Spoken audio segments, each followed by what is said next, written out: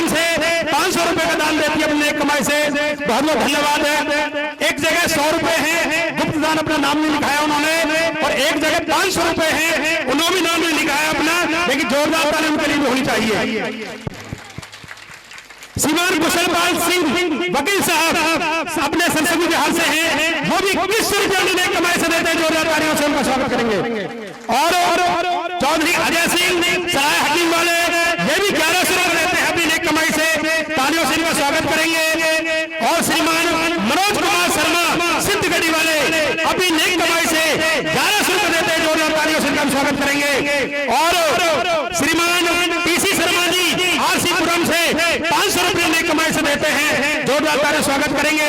चौधरी जसवीर सिंह जी रामचारीपुरम से 1100 रुपये देकर के अपनी नेक कमाई से भगवान का धन्यवाद करते हैं।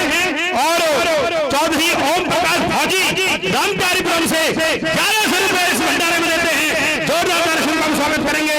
चौधरी सुनील कुमार प्रधान जी लोहरा वाले रामचारीपुरम में जो रहते हैं, अपनी नेक कमाई से 1100 रुपये देते हैं, जोरदार तालियों से उनका स्वागत करेंगे।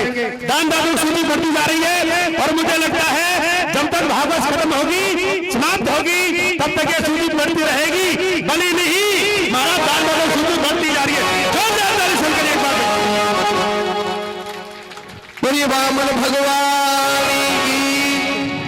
लेकिन मेरा आपसे निवेदन यह है कि मैं सुतल पाताल में तो चला तो जाऊंगा, लेकिन आपका दर्शन कैसे होगा, इसलिए आपको मेरी पहरेदारी करनी पड़ेगी। भगवान ने कहा जब भक्त सर्वस्व न्यौछावर कर देता है तो मैं उसकी पहरेदारी भी करता हूं। आज सज्जनों राजा बलि सुतल पाताल लोक में पहुंचाए, और बामन भगवान राजा बलि की पहरेदारी कर,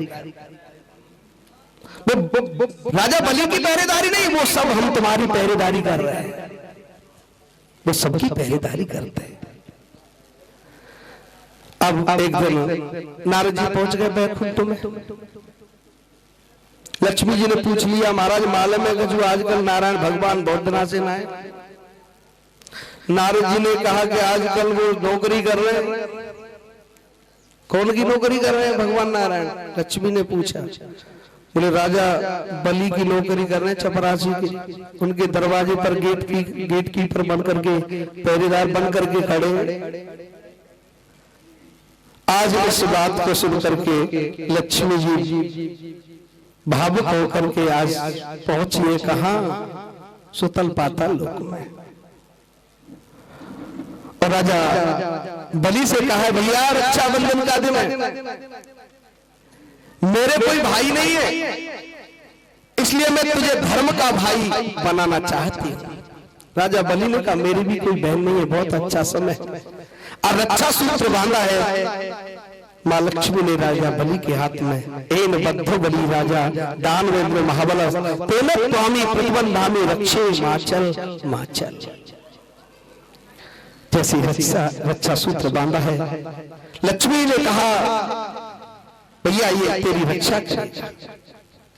राजा बलि ने कहा बहन तूने मेरा रक्षा सूत्र बांधा, राखी बांधी है, तो मैं कुछ उपहार देना चाहता हूं, तू अपना उपहार मांग ले, जो तुझे पसंद हो वो उपहार मांग ले।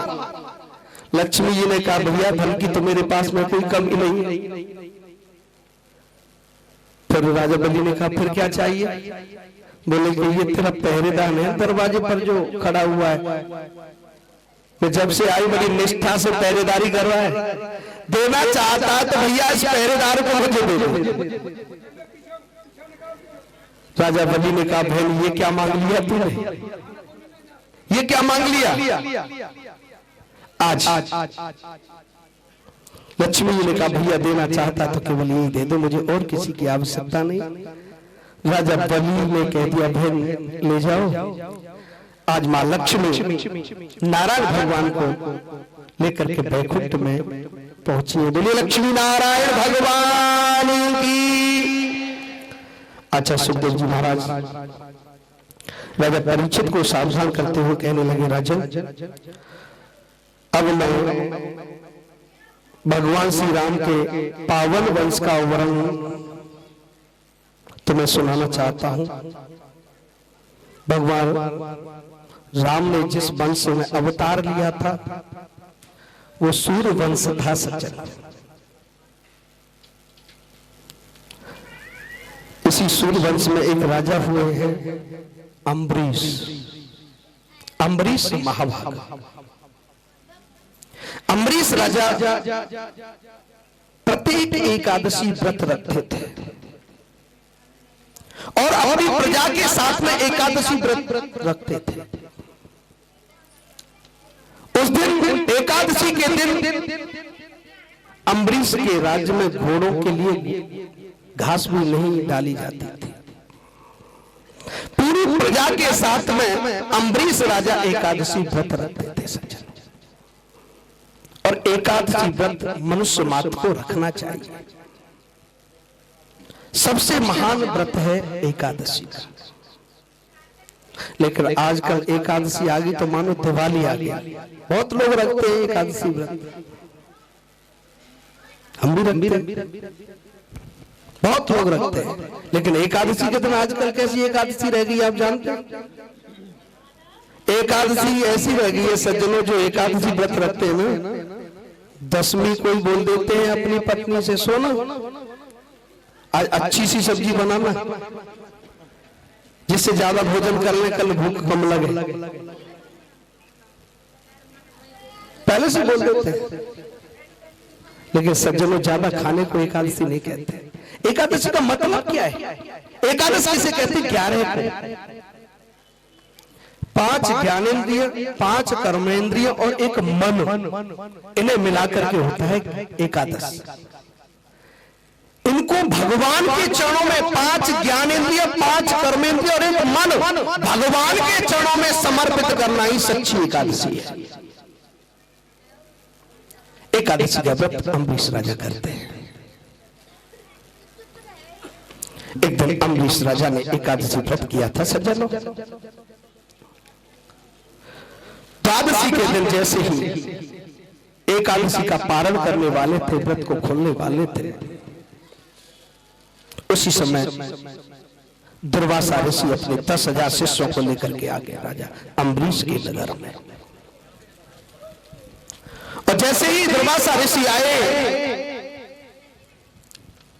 अम्बरीश राजा ने दुर्वासा ऋषि का बहुत स्वागत किया और निमंत्रण दे दिया, महाराज कल मैंने एकादशी व्रत किया था, आप भोजन प्रसादी मेरे यही करके जाएंगे। संत दुर्वासा ने कहा, राजन एकादशी व्रत तो मैंने भी किया था, लेकिन पहले मैं संध्या करूंगा, उसके बाद मैं तेरा भोजन करूंगा। और बात भी सच है सच। हमें मानव शरीर मिला है तो पहले हमें संध्या करना चाहिए। सप्तम विहाय भूतव्यम सहस्त्रम स्नान आचरित लक्ष्यम विहाय दातव्यम कोट कृत्यम हरिम भजेत। इसका अर्थ क्या है? सप्तम विहाय भूतव्यम, 100 काम छोड़ो पहले खाओ। श्लोक कहता है 100 काम छोड़ो पहले खाओ। इस बात को सुनकर के बहुत लोगों को खुशी हुई होगी। 4 दिना की कथा में व्यास जी यही बात बहुत अच्छी बोली है, पहले सबसे पहले खाओ, 100 काम छोड़ो पहले खाओ।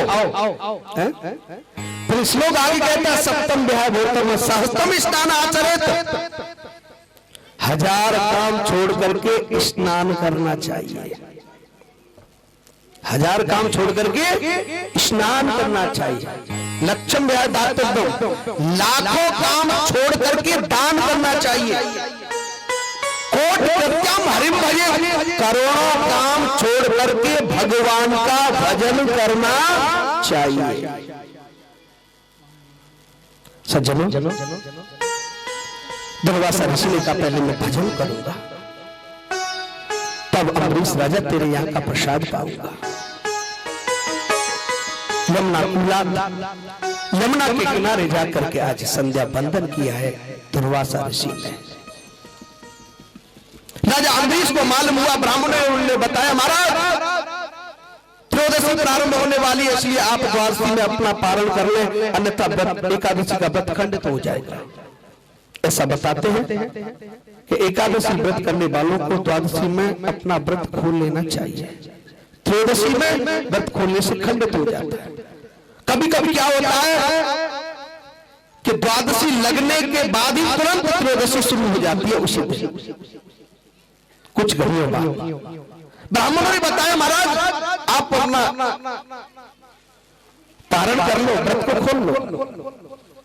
अम्बरीश राजा ने विचार किया, मैंने संत को निमंत्रण दे दिया है, पहले संत को भोजन कराऊंगा तब व्रत खोलूंगा। तो ब्राह्मणों ने कहा महाराज आप चरणामृत ले लो, चरणामृत से अपना व्रत खोल लो। जैसे चरणामृत लेने के तैयार हुए उसी समय दुर्वासा ऋषि आ गया। दुर्वासा ऋषि ने कहा राजा तेरी इतनी बड़ी हिम्मत कि मुझे निमंत्रण दे करके और मुझसे पहले तू व्रत को खोल रहा है। दुर्वासा ऋषि एकदम क्रोध में आकर के अपने बालों से एक जटा उखाड़ी और जमीन पर फेंक मारी। उससे कृत्या नाम की राक्षसी पैदा हो गई। कृत्या नाम की राक्षसी आज अम्बरीश राजा को मारने के लिए दौड़ पड़ी। राजा अम्बरीश की सुरक्षा में भगवान का सुदर्शन चक्र था सज्जन। सुदर्शन चक्र ने विचार किया ये राजा तो बेकार में मारा जा रहा है। तो तुरंत सुदर्शन चक्र ने सबसे पहले कृत्या नाम की राक्षसी का शरीर धड़ से अलग किया, पहले उसको मारा। और कृत्या को मारने के बाद आज सुदर्शन चक्र सीधा दुर्वासा जी के पीछे पीछे पड़ गया। दुर्वासा जी ने विचार किया, देखा ना इसने थोड़ी देर में कृत्या नाम की राक्षसी को मार दिया है, अब मुझे भी मार देगा। तुरंत दौड़ पड़े आज अपने प्राण बचाने के लिए। दुर्वासा जी सबसे पहले भगवान भोलेनाथ के पास गए, महाराज रक्षा कीजिए। भोलेनाथ ने कहा बात क्या है, पूरी बात बताई। बोले मैं नहीं रख सकता, भगवान के भक्त के द्रोही को मैं अपनी शरण नहीं दे सकता। ब्रह्मा जी के पास गए, मना कर दिया। सबने ये कह दिया कि भगवान के भक्त के अपराध करने वाले को कोई बचा नहीं सकता। सच है। दौड़ लगा रहे तीनों लोक में बचाव के लिए दुर्वासा जी। तभी नारद जी मिल गए। नारद जी ने दुर्वासा ऋषि को आवाज दे दी, अरे दुर्वासा जी कहां दौड़ रहे हो, भयभीत हो, कारण क्या है? रुक गए और रुक करके दुर्वासा जी कहने लगे महाराज मेरी प्राण रक्षा सुदर्शन चक्र से कीजिए। सुदर्शन चक्र मेरे पीछे पीछे आ रहा है। नारद जी ने कहा तुम्हारा पाला कैसे पड़ गया, ये तो भगवान का आयुध है, भगवान के पास में रहता है। दुर्वासा ने पूरी बात बता दी, मैंने थोड़ा सा अम्बरीश का अपमान कर दिया था। इस बात को सुन करके नारद जी ने कहने लगा दुर्वासा जी सिर पर मार बांधो कफन और मरने की करो तैयारी। जहाँ सुदर्शन चक्र थे आज तक कोई बचो ही नहीं, इसलिए मरने की तैयारी कर लो, ये तुम्हें जिंदा नहीं छोड़ेगा। दुर्वासा जी कहने लगे इस टाप की बात है महाराज, हमारी तुम्हारी तो कुछ तो उपाय करो जिससे मैं बच जाऊं। बोले बचा तो नहीं सकता हूं, लेकिन उपाय बता सकता हूं। क्या उपाय? कि जिनका ये चक्र है ना उनके पास चले जाओ। दुर्वासा जी भगवान नारायण का चक्र था। नारायण भगवान के चरणों में गिर पड़ा। त्रयमाम शरणागतम त्रयमाम शरणागतम, महाराज मुझे बचाओ बचाओ अपने सुदर्शन चक्र से। आज भगवान ने दुर्वासा जी की तरफ बुरा समूह बना करके कह दिया अहम भक्त पराधीन, मैं तो भक्त के पराधीन हूं। भक्त मुझे भोजन कराता है तो मैं कर लेता हूं, भक्त मुझे भूखा सुला देता है तो मैं भूखा सो जाता हूं। तुमने मेरे भक्त का अपमान किया है ना, इसलिए मैं अपने भक्त के अपराधी को नहीं बचा सकता। अगर आप बचना ही चाहते तो मेरे भक्त के पास में जाइए। मेरे भक्त ने क्षमा कर दिया तो मैं भी क्षमा कर दूंगा। और दुर्वासा ऋषि तो लगाते हुए फिर आए, अम्बरीश के चरणों में गिर पड़े। अम्बरीश ने भी संकल्प कर लिया था कि जब तक मैं ऋषि को भोजन नहीं करा दूंगा तब तक मैं अन्न ग्रास नहीं करूंगा। चरणों में जैसे ही दुर्वासा गिरे एकदम अम्बरीश राजा ने गले से लगा लिया, महाराज हम तो संतों की धूली में पले, इसलिए ऐसा मत करो महाराज। दुर्वासा जी ने कहा आप कैसे भी इस सुदर्शन चक्र से मेरी जान बचा सकते हो तो आप ही बचा सकते हैं। अम्बरीश राजा ने हाथ जोड़ करके सुदर्शन चक्र जी से कहा, सुदर्शन चक्र जी मैंने आपको भगवान का आयुध नहीं माना है, मैं तो तुम्हें स्वयं भगवान मानता हूं। अगर मैंने जितने भी एकादशी व्रत किए उसका जो फल मिलता है मैं संपूर्ण फल आपको समर्पित करता हूं। आज दुर्वासा ऋषि की जान बचनी चाहिए, बस इतना निवेदन है।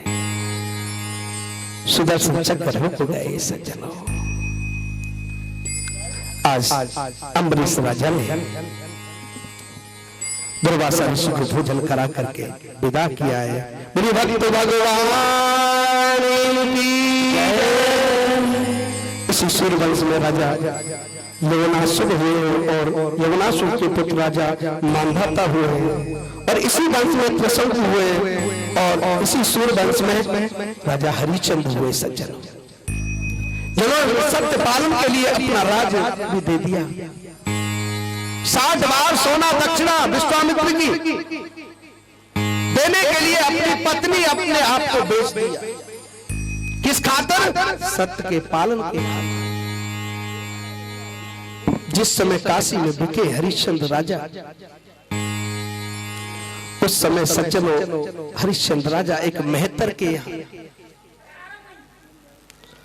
शमशान भूमि में मुर्दे जलाने का कार्य करते हैं। कालू के यहाँ तारा रानी पुत्र रोहित एक ब्राह्मण के यहाँ रहते हैं। तारा रानी ब्राह्मण के चौका बर्तन ब्राह्मण की सेवा करते थे। एक दिन रोहित बगीचे में पुष्प लेने के लिए गया, सर्प ने डस लिया, रोहित की मृत्यु हो गई। ये बात तारा रानी को मालूम हुई,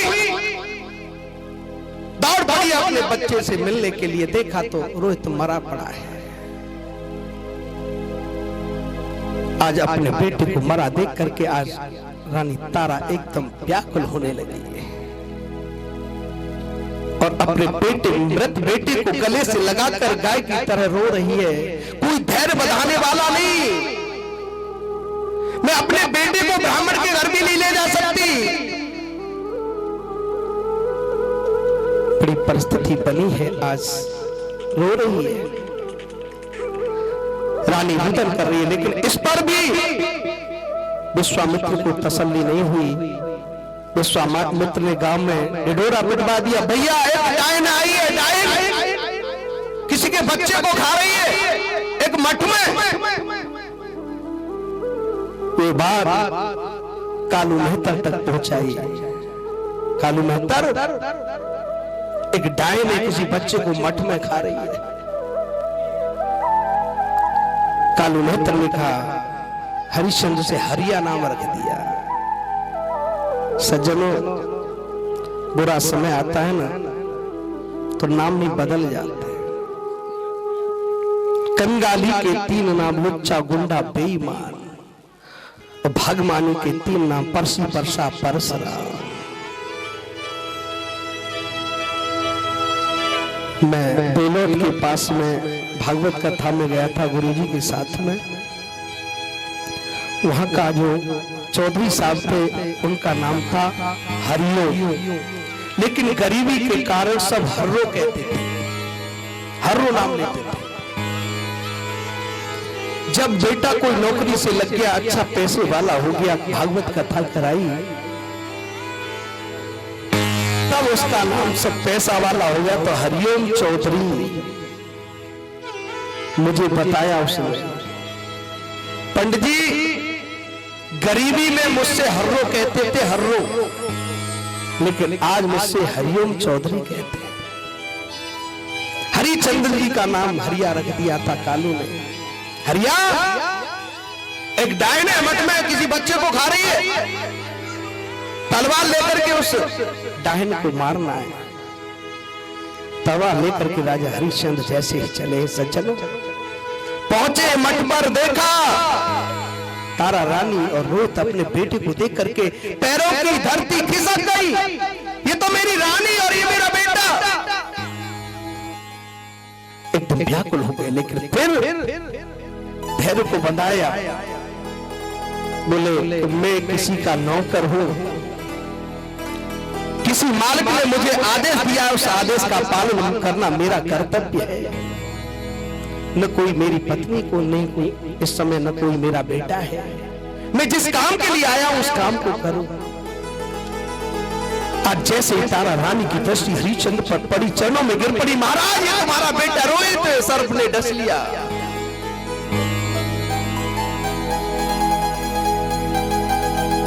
हरिश्चंद्र ने कहा न मेरी कोई रानी है, न कोई मेरा बेटा है। इस समय मैं किसी का नौकर हूं। मैं अपने धर्म का पालन करने के लिए आया हूं, तुम्हें मारने के लिए। मैं अपने कर्तव्य का पालन करूंगा। आज केस बदल लिए तारा के, और जैसे ही तलवार लेकर के सिर काटने को तैयार हुए, उसी समय विश्वामित्र जी ने हाथ पकड़ लिया। राजा हरिश्चंद्र, तेरी परीक्षा पूरी हुई। सत्य के खातिर सज्जनों हरिश्चंद्र जी वही है जिन्होंने सर्वस्व छावर कर दिया। विश्वामित्र जी ने सब राजपाट वापस दे दिया था। आगे चल करके इसी वंश में सगन नाम के राजा हुए। इन्हीं के वंश में एक भागीरथ हुए जो गंगा को लेकर आए, और इसी सूर्य वंश में खडवांग हुए, दीर्घबाहु हुए, रघु हुए, अज हुए। अज के यहाँ दशरथ जी हुए, और दशरथ जी के यहाँ अंशों सहित भगवान राम ने अवतार लिया। बोलिए रामचंद्र भगवान की जय। आइए, राम जी का अवतार हुआ है अंशों सहित। कौन सी तिथि है? नौमी तिथि को। नौमी तिथि मधमास प्रीता, शुक्ल पक्ष अवजित हर प्रीता। आज भगवान राम का अवतार अंशों सहित हुआ है। आइए, भगवान राम जी के चारों भाइयों सहित अवतार हुआ है, तो बधाई गाते हैं और फिर कन्हैया की बधाई में चलेंगे सीधे।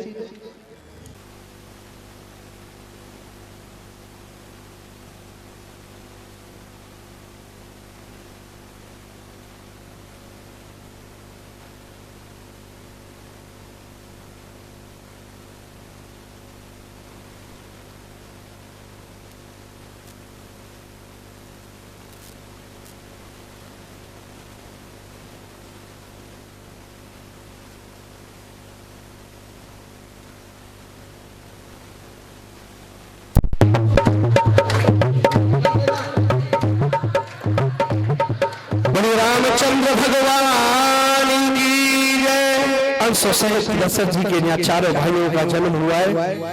देखिए, भागवत में राम कथा 2 अध्यायों में है। जैसे अन्य राजाओं की कथा, ऐसे ही रामचरितमानस 2 अध्यायों में है। ज्यादा विस्तार से तो आप समझ ही रहे, राम कथा तो पावन है ना, 9 दिन में भी संपन्न नहीं होती है। आइए चलिए, चारों भाइयों का जन्म हुआ है राजा दशरथ जी के घर। उनकी बधाई बड़े भाव से आप सभी बोले राजा रामचंद्र भगवान की जय। रामचंद्र भगवान की जय। जोर के बोलो, राम और कृष्ण कोई अलग नहीं है, दोनों एक ही है। तो कृष्ण तो तभी आएंगे जब राम आएंगे, तो दोनों हाथ उठा करो। रामचंद्र भगवान की जय। माइक वाले भैया रघुवर सिर जी की जय।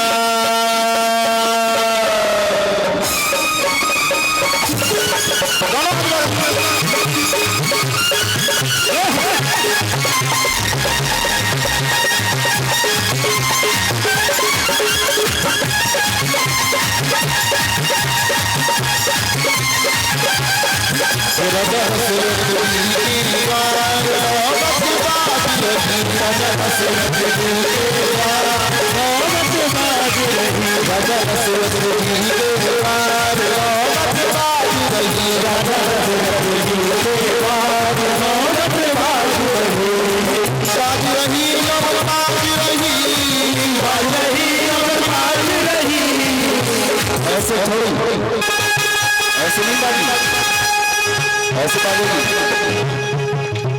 ऐसे बजाओगे तो बिहारी जी नहीं आएंगे। बड़ा हाथ ना करे। हरी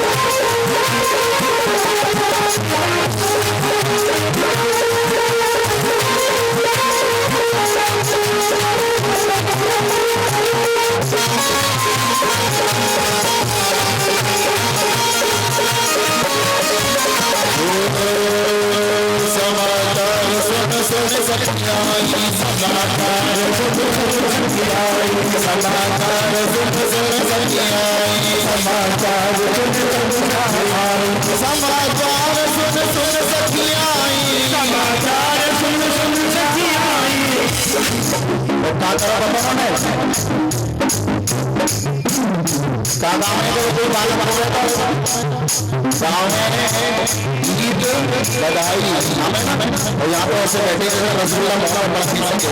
बड़ा हाथ डॉलर समाचार सुन सुन सखियाई, समाचार सुन सखियाई, समाचार सुन सुन सखियाई, समाचार सुन सुन सखियाई, समाचार सुन सुन सखियाई, समाचार सुन सुन सखियाई। ये सहज से जुड़ा, ये सहज से जुड़ा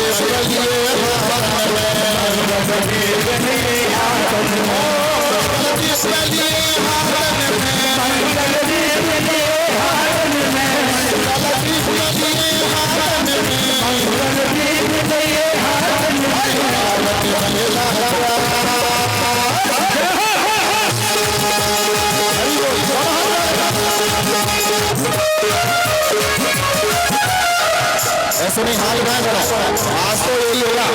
हाथ उठाए करो सभी प्रेम से।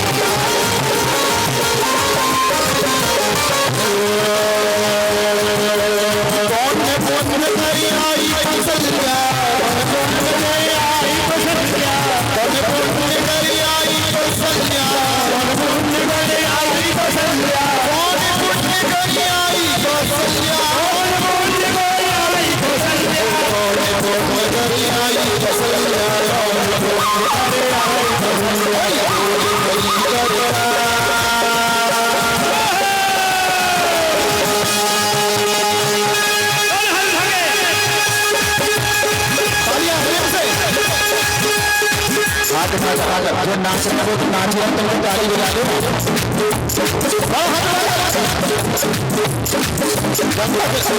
जब तक पीछे में ताली नहीं बजाएंगे ठाकुर जी नहीं आएंगे। दोनों हाथ उठाकर सभी हाथ उठाएं। हरि बोल।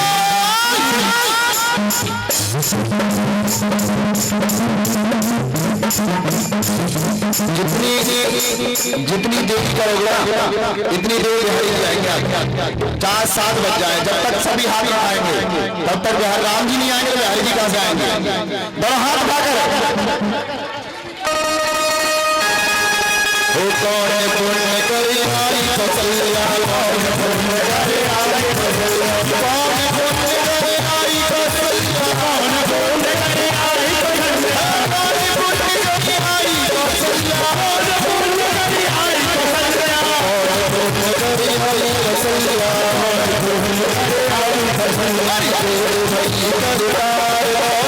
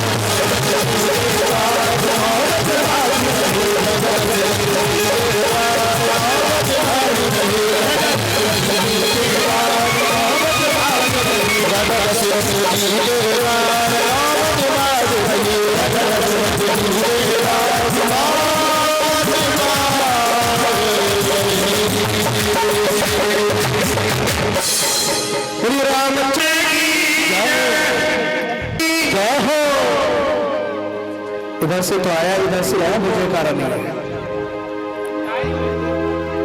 इधर से तो कुछ आ रहा है इधर से तो बस ये आगे वाले बोल देंगे वो देखिए मट्टी का धुआं